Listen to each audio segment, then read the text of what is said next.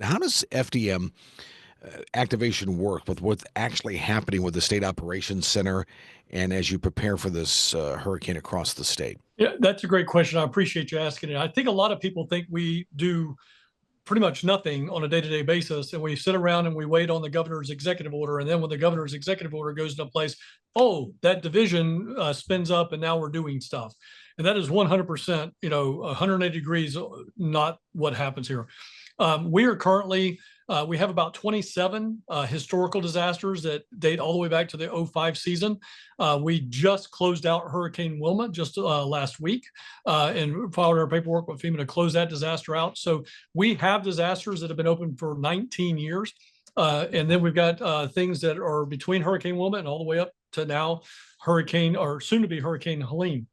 Um, as we're working, we're trying to close those out, get people reimbursed, make sure they get the money that they need, while also doing proactive programs in the areas of preparedness where we do training and exercise.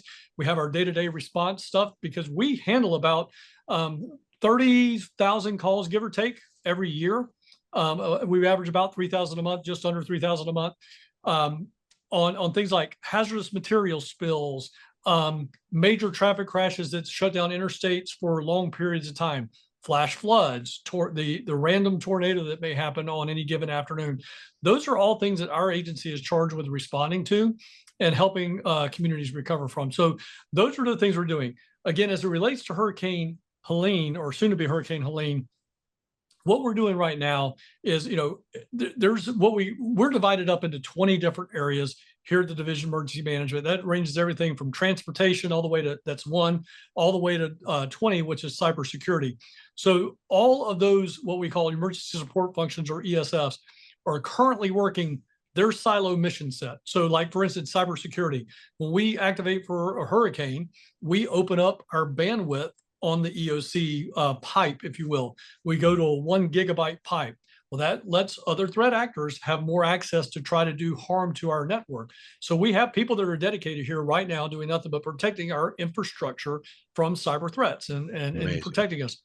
Transportation, Jared Purdue's just over my left shoulder, and he's back there with his folks, making sure that we're doing everything we can to protect the interstate system, the bridges, the approaches to bridges, making sure we shore things up and have the necessary infrastructure protections in place to make sure roadways and bridges can stay open absolutely as long as they can. And then we got everything in between. We got law enforcement, we got firefighters, paramedics, we got the DMS, Department of Management Services here that helps us with procurements and logistics. We have, obviously I said ambulances. We have FWC, the Florida National Guard, the Florida State Guard. Every state agency that is here available, it's 30 plus state agencies, fall into one of these 20 areas. And they're here to help us in their mission set be successful at responding to a disaster.